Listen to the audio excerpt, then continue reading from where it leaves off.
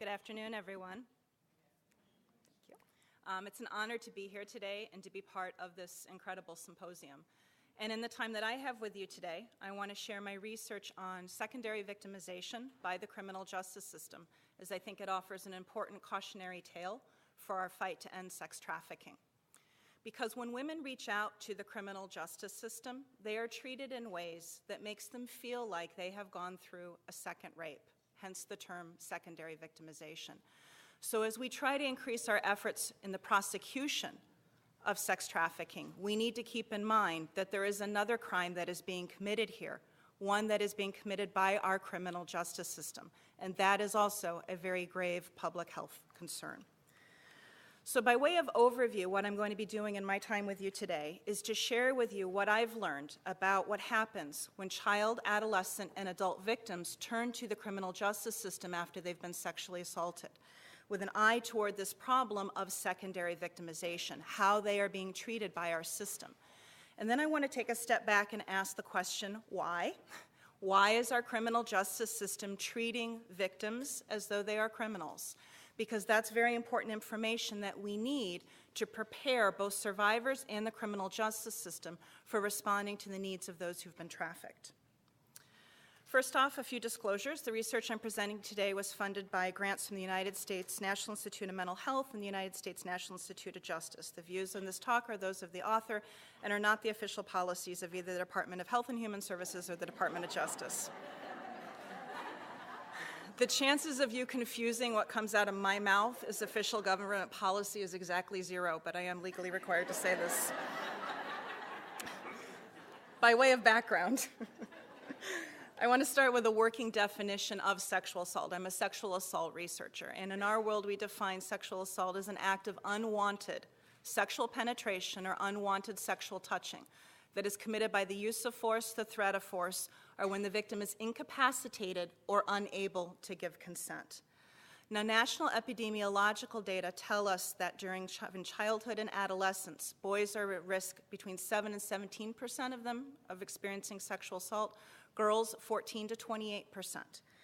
And as we go into adulthood, the risk for men and boys tends to level out, but the risk for women continues to stay very high and sometimes increase.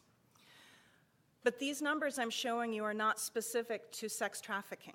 So as we're going through this symposium and we think about what are the gaps in the research base, I would put this very high on our list. We need to have reliable, valid estimates of rates of sex trafficking for child, adolescent, and adult sexual assault survivors.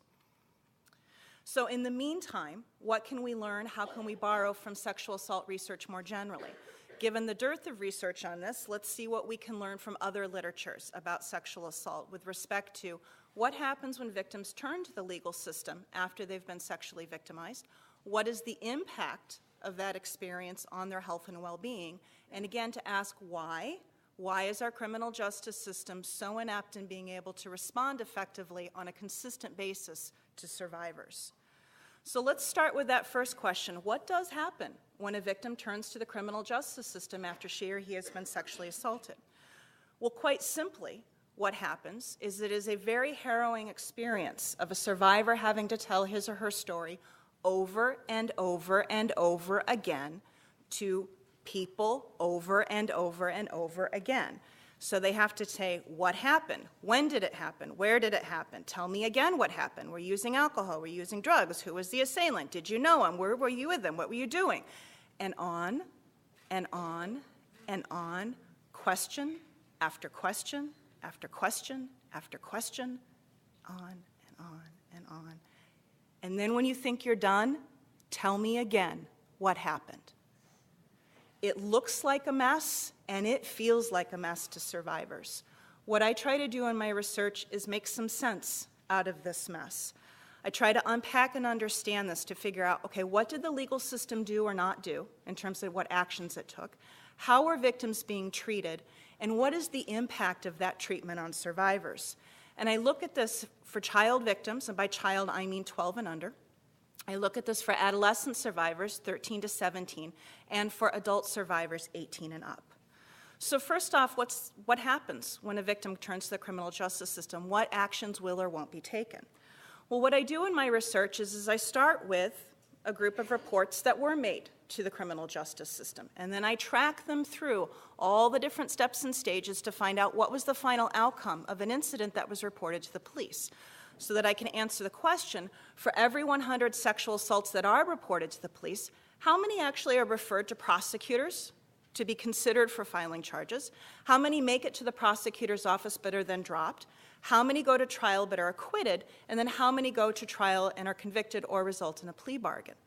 And so what I find from my research on child victims is the following. For every 100 child sexual assaults reported to the police, only 38 on average make it to the prosecutor's office even to be considered for filing charges. All the way down to, on average, only 11 reported incidents are going to result in a guilty plea or trial conviction. See very similar rates for adolescent victims. Again, on average, 35 reported to the police actually make it to the hands of prosecutors. Here I find slightly higher rates of conviction and pleas at 23%. Why the difference? In this study, this community had a very well-functioning child advocacy center. So, adding to our list of key research things that we might want to look at, what about evaluating the efficacy of existing interventions and their successes and how we might be able to leverage those existing systems and structures to improve prosecution rates?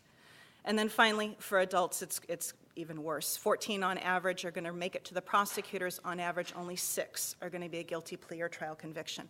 A very, very clear progression. As victims get older and older, the system is less likely to respond to them. So what is our first key take-home lesson from this literature? Most sexual assaults that are reported are not going to be prosecuted. So then what is happening? How are victims being treated by the criminal justice system? This is what we refer to as secondary victimization. The way I measure this in my research is to sit down and to talk with survivors one-on-one in research interviews. And I ask them about the very specific behaviors of police officers, of prosecutors. And what I find is that many of them say that they're actively discouraged from filing a report.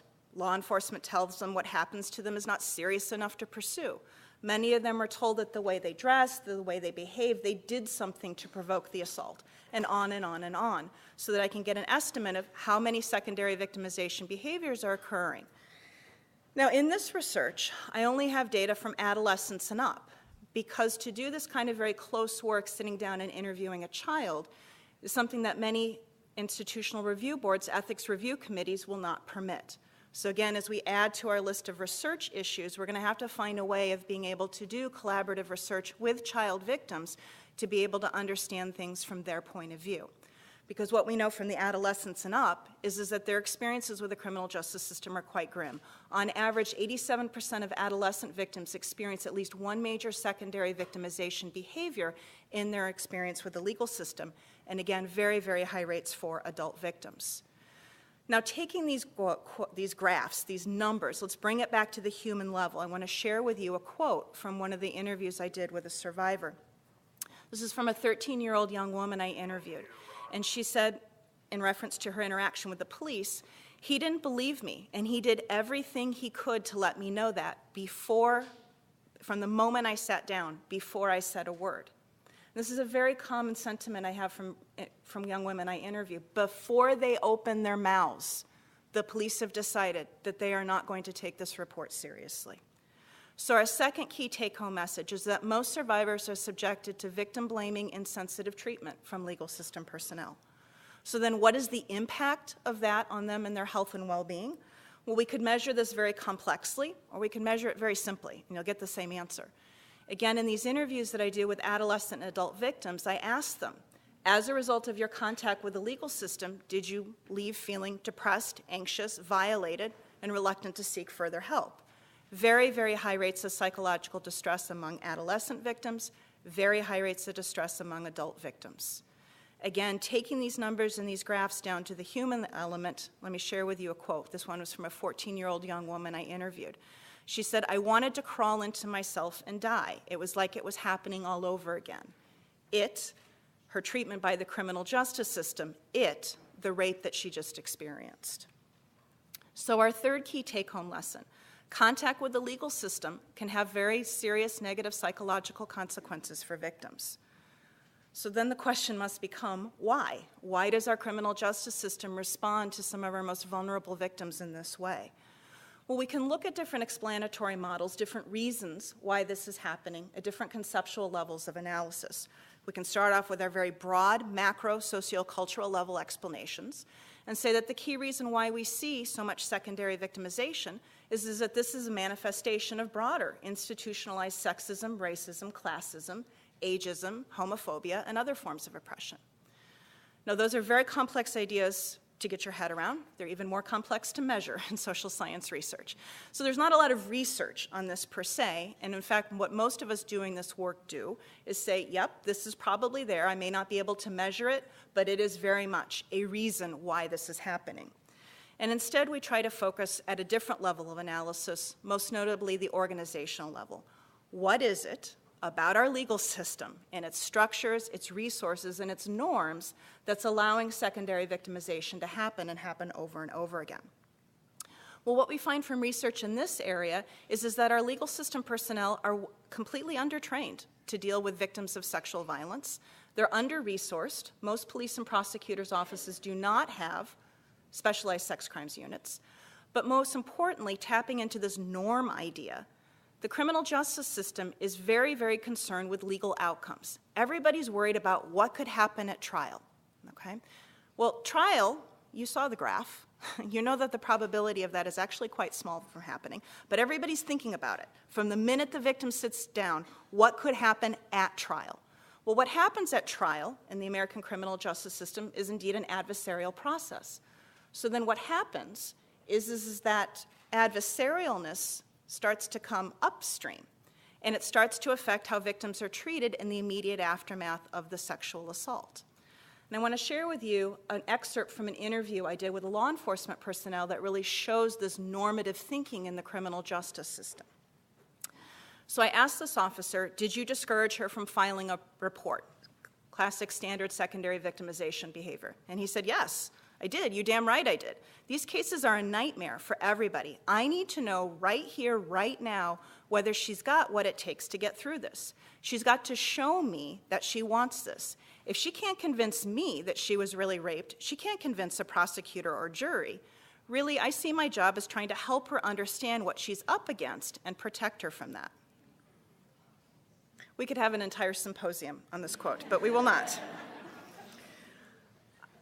I cycled back to this later in the interview. I said, you mentioned that you see your job as testing her toughness. Yes, I do. Well, I'm wondering about something. This all unfolded here in the ER. She's gone through a lot in the last few hours. Do you think now is the time to test her toughness? Long pause in the transcript. Hadn't thought about it. Yeah, maybe right now isn't the time, but we have to do it at some point, though. But yeah, maybe right now isn't it. The norm of the system is to put the victim on trial before he or she opens his or her mouth. Bring it all the way down to the individual level. What is it about our law enforcement officers, our prosecutors? How do they treat victims? What is going on at this level? Well, there's certainly ample research to suggest that many, not all, but many law enforcement and prosecutors do have victim-blaming attitudes and do ascribe to rape myth ideology. But we also know from decades and decades of public health research that if you're trying to change somebody's behavior by trying to change their attitude, it's not going to work or not work very well. If you want to change people's behavior, then try to change their behavior. And one of the best ways to do that is to provide them with the knowledge and skills needed to behave differently.